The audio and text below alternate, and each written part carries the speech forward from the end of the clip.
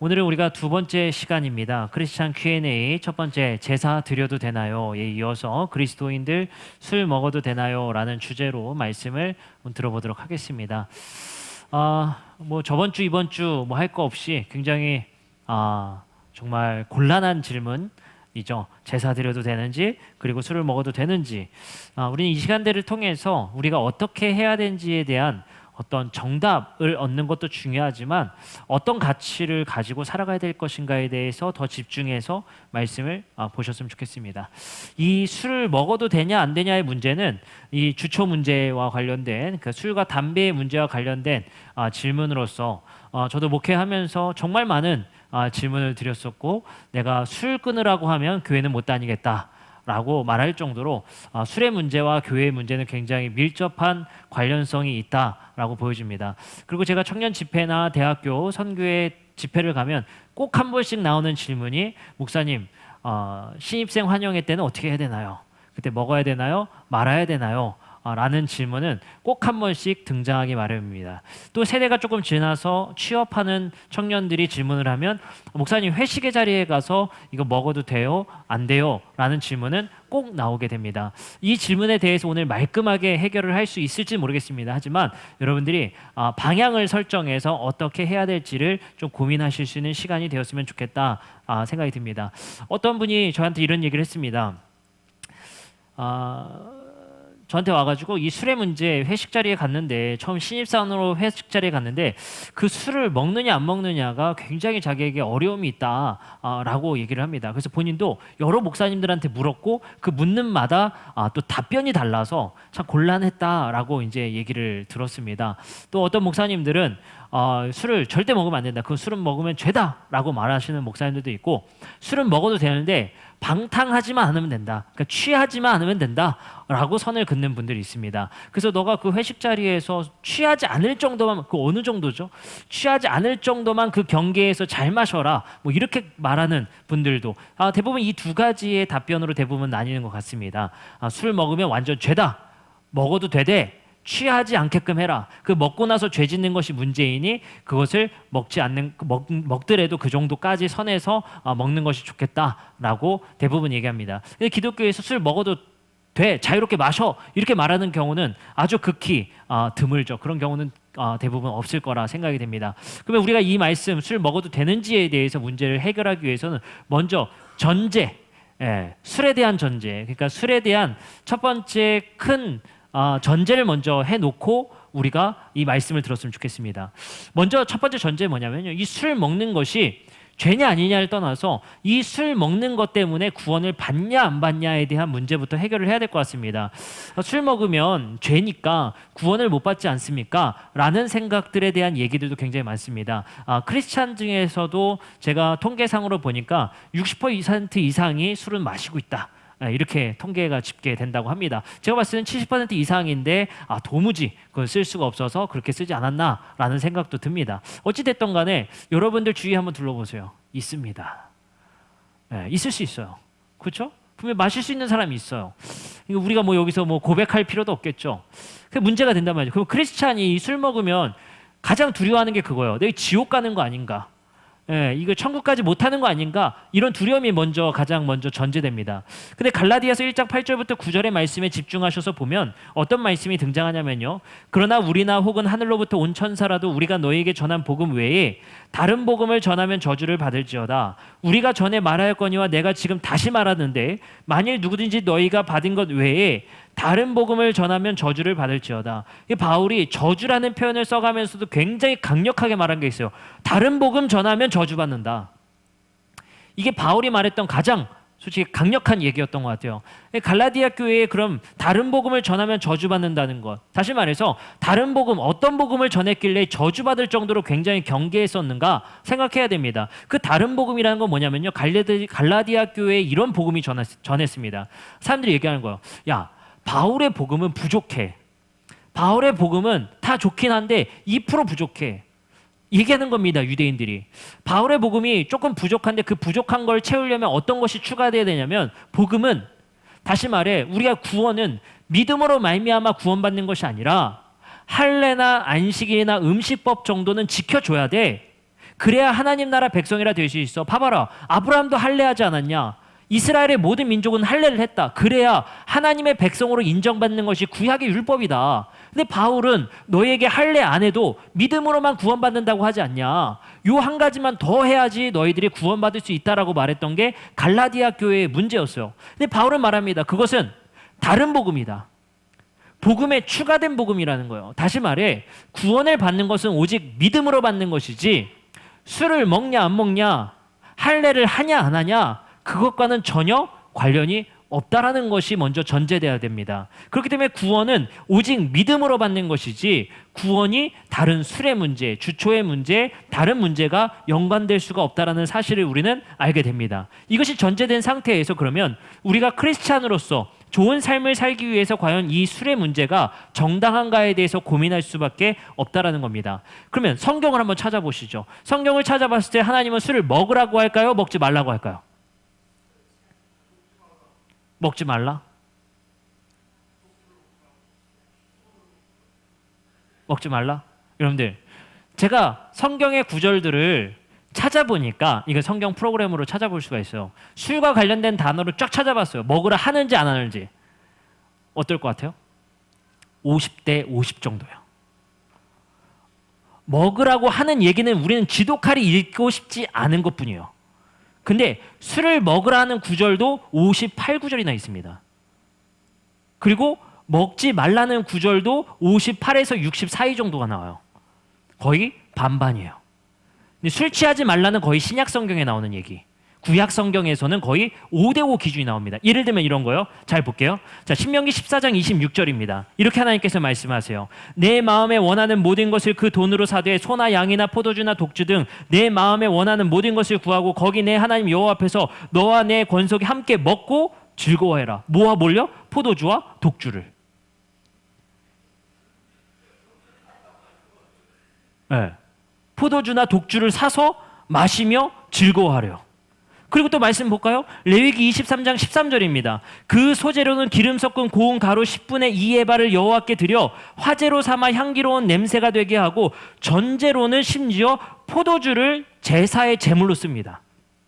왜 그랬을까요? 이 포도주라는 것이 당시에 귀하다 여겼기 때문에 제사는 가장 좋은 것들이잖아요. 하나님도 이 포도주를 귀하다 여긴 거예요. 그래서 포도주를 제사에 쓰라는 거예요. 거기에 부으래요.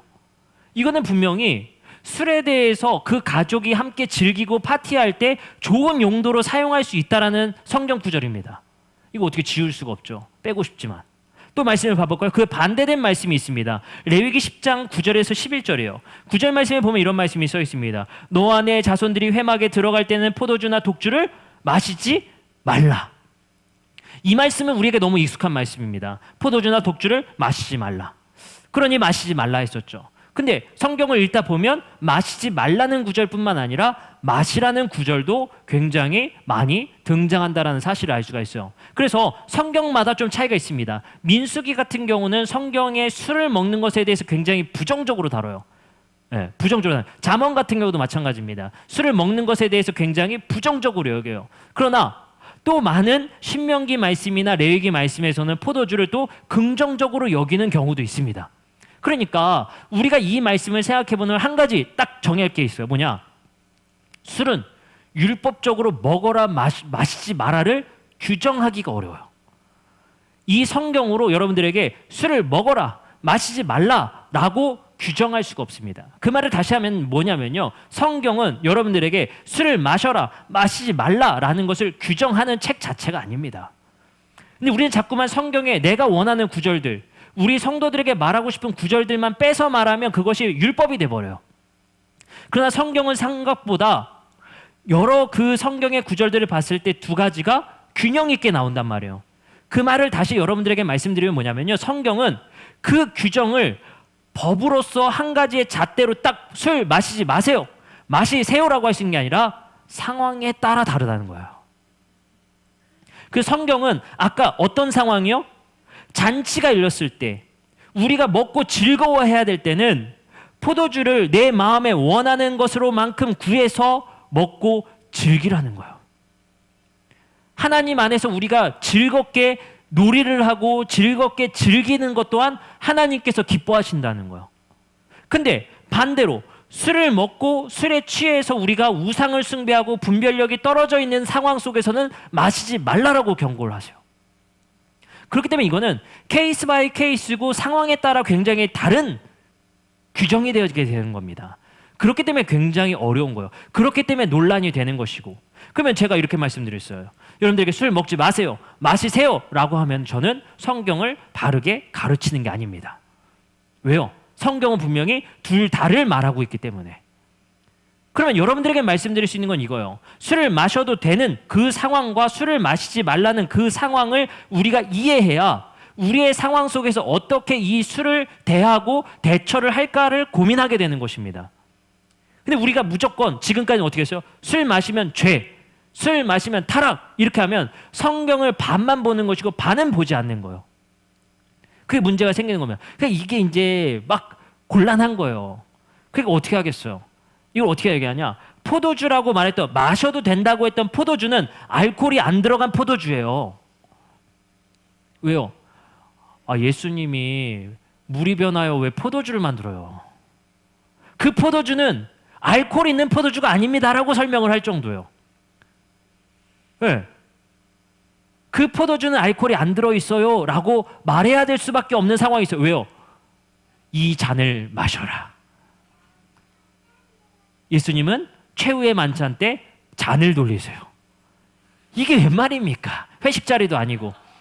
사이다나 콜라 돌리시고 물에 돌리셔도 되지.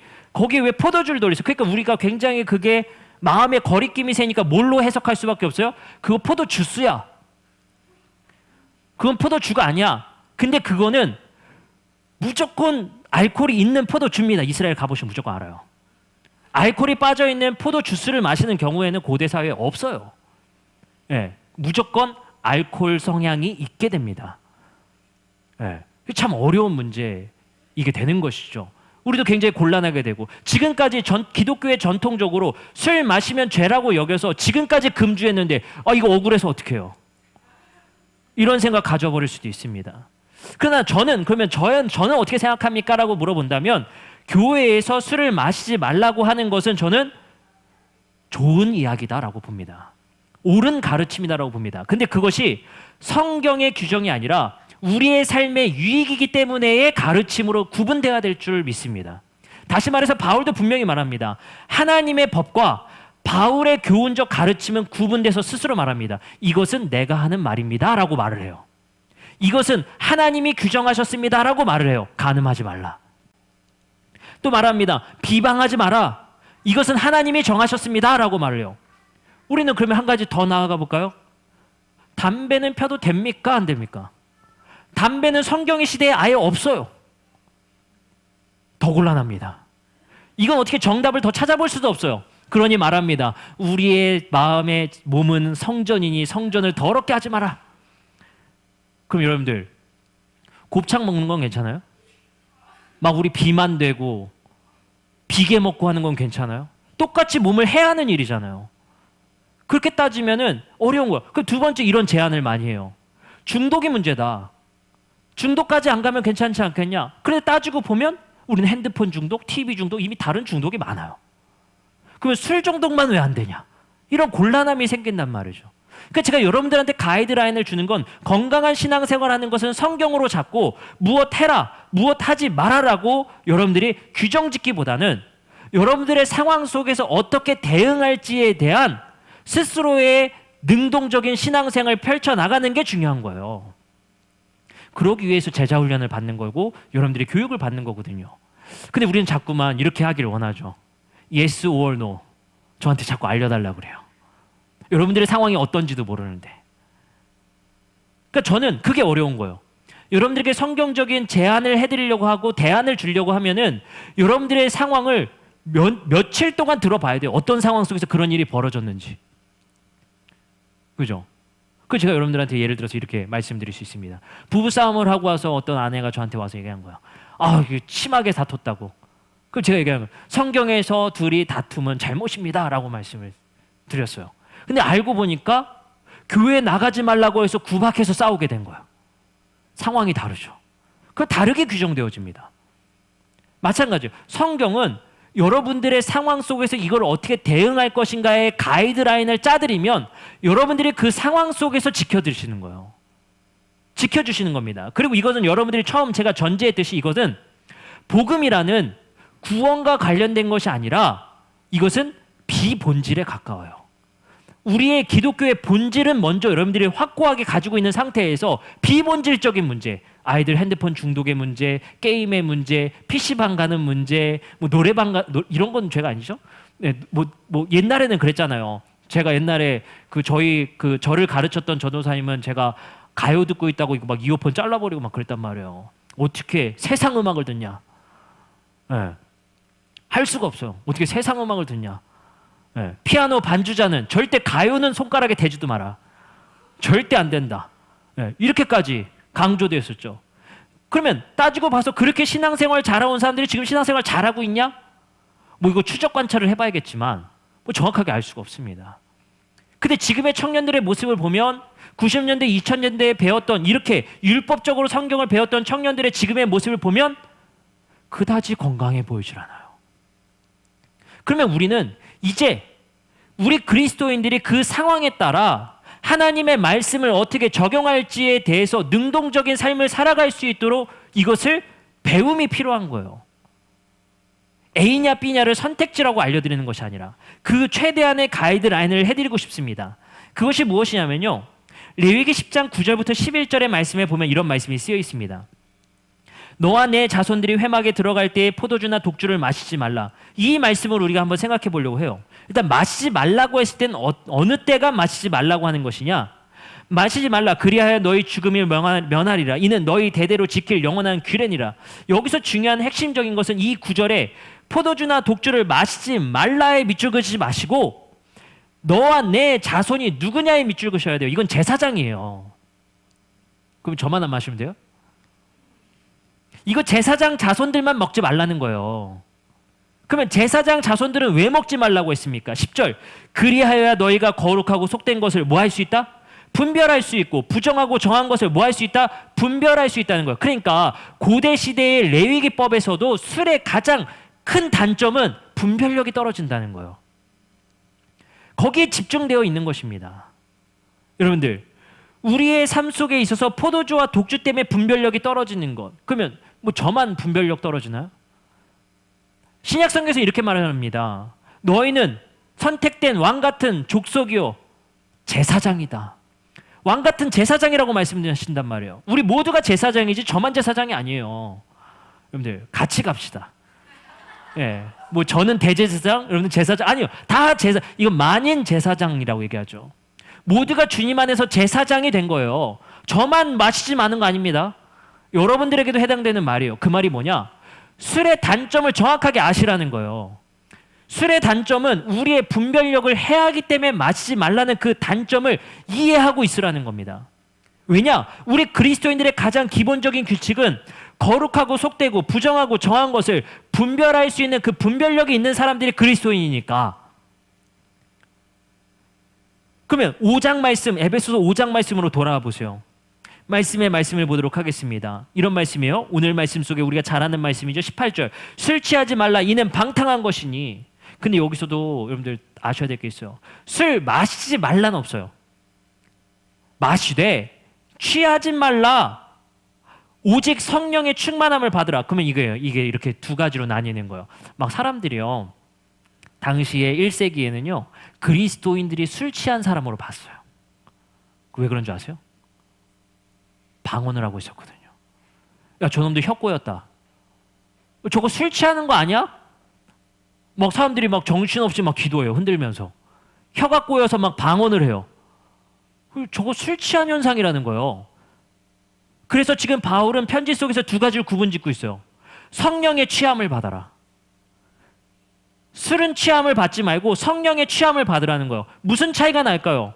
여기서 분명히 술 취하지 말라 방탕한 것이라고 말하는 것은 무엇에 문제가 있기 때문이냐? 15절 때문에 그래요. 그런즉 너희 그리스도인들은 어떻게 행할지를 자세히 주의하여 지혜 없는 자같이 하지 말고 오직 지혜 있는 자같이 하라. 그러므로 어리석은 자가 되지 말고 오직 주의 뜻이 무엇인지 분별해라. 그리고 나서 말하는 게 뭐예요? 술 취하지 말라. 그러면 주님의 뜻, 다시 말해 지혜 없는 자가 아니라 오늘 말씀에 배웠던 것처럼 땅의 지혜에 속해서 그것에 따라서 취해 사는 것이 아니라 하늘의 지혜에 따라 살려면 술에 취하지 말고 성령에 취한 삶을 살라는 거예요. 그렇지 않으면 우리가 술에 취해 살면 어떤 삶을 삽니까? 하늘의 지혜인지 땅의 지혜인지 모르고 내가 왜 복 못 받는지 그 복 받으려고 땅의 지혜에 따라 열심히 노력하는 삶만 산단 말이에요. 내가 하늘의 지혜대로 살았는데 복을 못 받아도 하늘에 있다라는 사실을 알고 사는 게 성령의 취함을 받은 사람의 특징이거든요. 분별이 안 되는 겁니다. 그 문제를 다루고 있는 거예요. 여기서 그래서 바울은 당시에 에베소 교회의 술 먹는 문제를 말하는 것이 아니라 너희들 성령에 취했다는 걸 술 먹었다고 자꾸 얘기하지. 우리는 성령에 취했어. 그것은 바로 주의 뜻이 무엇인지를 살피는 분별력 있는 사람들이 되자는 것이야 라고 말하는 것입니다. 그러면 여러분들 한 가지 더 넘어가셨으면 좋겠어요. 우리가 술 먹는 것의 가장 단점은 뭐냐? 분별력이 떨어진다는 겁니다. 하늘의 지혜와 땅의 지혜에 따라서. 근데 여러분들 가장 기본적으로 우리가 또 저번 주의 말씀으로 적용하면 한 가지 더 추가가 돼야 돼요. 뭐냐? 분명히 바로 말합니다. 복음 안에서 모든 것이 가하다. 그죠? 그래서 어제 저번 주에 가이드라인은 모든 것이 가하나 모든 것이 유익하지 않다. 이것이 바울의 첫 번째 가이드라인이었잖아요. 술도 우리에게 가할 수 있습니다.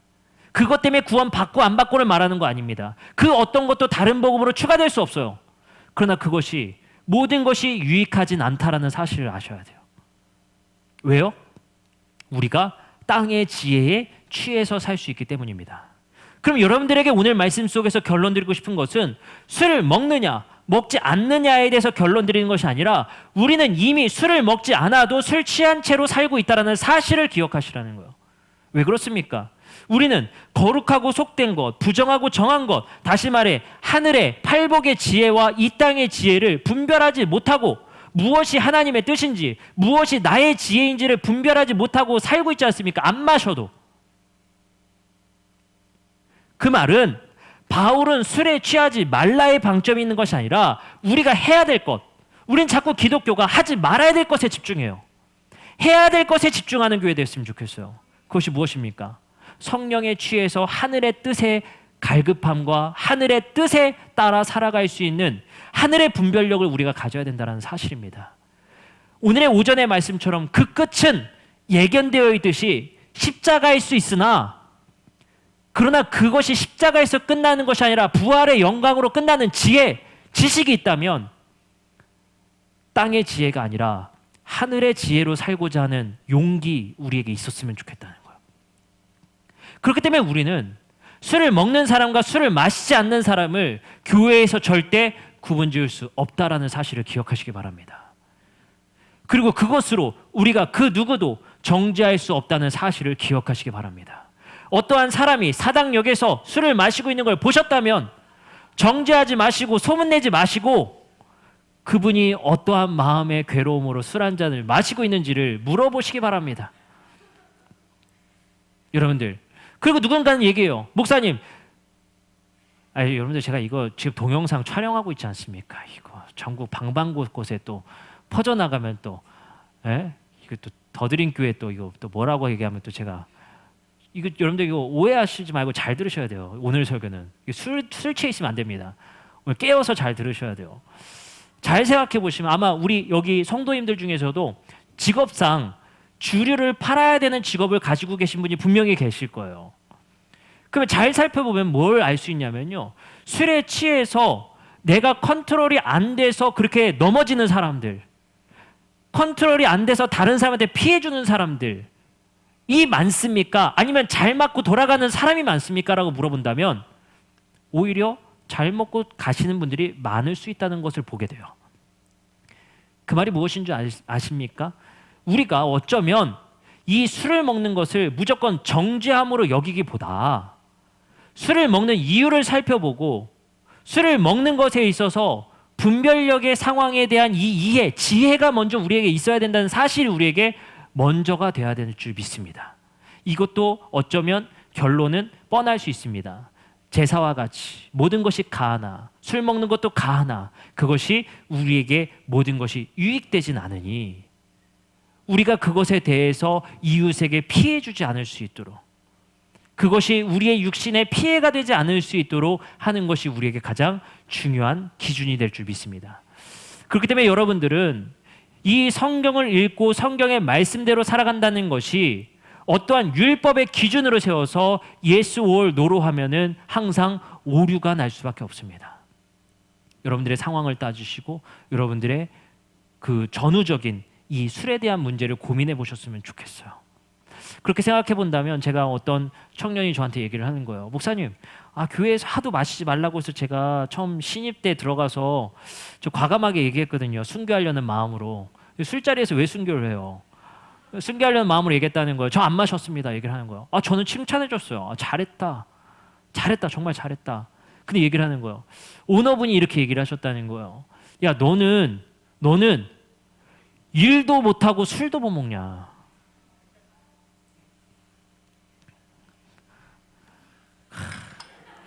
네. 바로 얘기했습니다. 미안하다. 일도 못하고 술도 못 먹냐.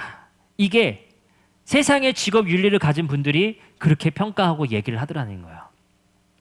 그러니까 참 곤란함이 생기는 겁니다. 그런 상황 속에 있는 사람들에게 이 성경이 정죄의 용도로 yes or no로 말할 수 있겠습니까?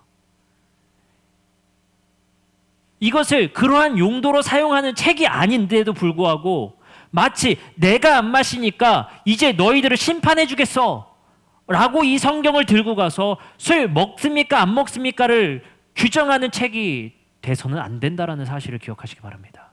우리가 먼저 술을 먹느냐 안 먹느냐의 그 기준을 떠나서 그것을 넘어설 수 있는 그리스도인이 되었으면 좋겠어요. 술을 먹냐 안 먹느냐가 우리 교회에 옳은 그리스도인, 틀린 그리스도인이 아니라 성숙한 그리스도인, 성숙하지 못한 그리스도인의 기준이 술이 되지 않았으면 좋겠습니다. 하나님의 뜻에 따라 하늘의 지혜를 추구하는 사람, 성령에 취하려고 노력하는 삶, 그것이 우리의 성숙된 그리스도인의 기준이 되었으면 좋겠습니다. 우리가 한번 그것을 과감히 도전할 수 있었으면 좋겠습니다. 사실은 이런 말씀이 매우 어렵습니다. 그럼에도 불구하고 여러분들에게 도전을 드리는 이유는 지금까지 이렇게 yes or no식의 율법적인 설교를 통해서 우리 많은 청년들과 많은 젊은이들의 신앙생활이 과연 좋아졌는가? 과연 예수님이 그렇게 말씀하셨는가가 우리에게 다시 되돌아보게 하는 말씀입니다. 그렇다면 우리는 이제 우리가 우리의 환경 속에서 상황 속에서 이 말씀을 가지고 살아갈 수 있는 그 능동적인 방법, 그것의 기준을 여러분들에게 도전을 드리는 것이고 여러분들에게 그 기준이 달려있다는 사실을 기억하시기 바랍니다. 그러나 한 가지 여러분들에게 주의를 주고 싶은 것, 다시 말해서 좀 조심하자고 말씀드리고 싶은 마지막 말씀은 이겁니다. 바울은 계속해서 말합니다. 모든 것이 가하나 모든 것이 유익하지 않을 수 있다. 그 말은 다시 말해서 이러한 문제로 생각해 볼 수 있습니다. 여러분들에게 이 자유가 되었다고 해서 방종으로 가서는 안 된다. 하나님께서 우리에게 주신 자유를 남용해서는 안 된다. 하나님께서 주신 이 자유는 책임질 수 있는 사람들에게 주신 자유라는 사실을 기억하시기 바랍니다.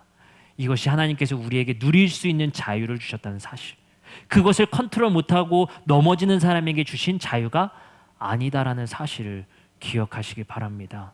그렇기 때문에 우리는 내가 술을 먹냐 안 먹냐를 가지고 서로 자랑하실 필요가 없다라는 겁니다. 우리는 다시 한번 돌아봅시다.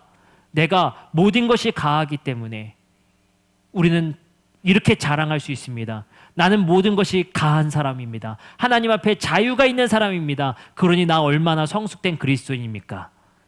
이러한 표현은 옳은 표현이 아니라는 사실을 기억하시기 바랍니다. 제가 계속해서 살펴봤었어요. 저도 성경의 기준대로 가르치려고 노력했습니다. 그래서 말씀을 드려요. 주중에 꼭 교회에 와서 무조건 예배 드리는 것보다 일상에서 예배 드리는 것도 중요합니다라고 가르쳐 왔었어요. 그리고 많은 청년들이 저한테 와서 얘기합니다. 저는 꼭 교회에 오기보다 일상에서 예배 드리려고 노력하고 있습니다. 야, 그러면 그래도 주중에 한번 예배 한 번씩 와라. 아니에요, 저 일상에서 열심히 노력할게요. 그럼 저는 여러분들 묻고 싶습니다. 진짜 그렇게 하고 있습니까? 진짜 그렇게 하고 있습니까? 주님께서 우리에게 말씀하셨듯이 너희가 내 안에 거하려면 내 계명을 지켜라. 서로 사랑하라. 여러분들이 정말 예수님처럼 길 위에서 이웃을 돌보는 예배를 일상에서 드리면서 예배 안 드려도 된다고 말하고 있습니까? 주님께서 우리에게 모든 것이 가하기 때문에 주일날 복장 자유로울 수 있다라고 말씀하십니다. 꼭 정장 아니어도 된다고 말합니다. 저도 언제 도전해 보겠습니다. 근데 말씀드리고 싶습니다. 그러나 하나님께서 그 예배를 경솔히 드려도 된다고 하시는 말씀은 아니라는 겁니다. 우리가 지각해도 된다는 말씀은 아니라는 겁니다. 아무 때나 와도 된다는 사실은 아니라는 겁니다. 하나님이 그 예배 받으시겠습니까? 그러면서 우리는 입 좋은 신학을 얘기합니다. 저는 일상에서 예배 드려요. 그거 중요한 거 아니잖아요. 저는 자유로워요. 정말 그 안에서 자유를 제대로 누리고 있는 신앙인지 물으시기 바랍니다. 오늘도 우리는 도전이 될 겁니다. 이것이 모든 것이 가하나 정말 내가 분별력 지키면서 그것을 하고 있는지. 그것이 여러분들에게 도전이 되고 다시 한번 생각해 볼 수 있는 신앙의 기초가 되셨으면 좋겠습니다. 내가 주님 앞에 손 얹고 그 일상의 예배를 드리면서 예배의 횟수를 줄이셨는가? 내가 복장의 자유나 모든 것의 자유를 얻는다 하면서 주일의 예배의 그 자유로운 만큼 하나님께 최선을 다해 예배를 드리고 있는가? 자유한 만큼 그 자유는 책임감이 뒤따르는 사람에게 드리는 자유입니다. 그것을 기억하셔서 그 자유를 누릴 수 있는 우리 성도님들 되시기 바랍니다.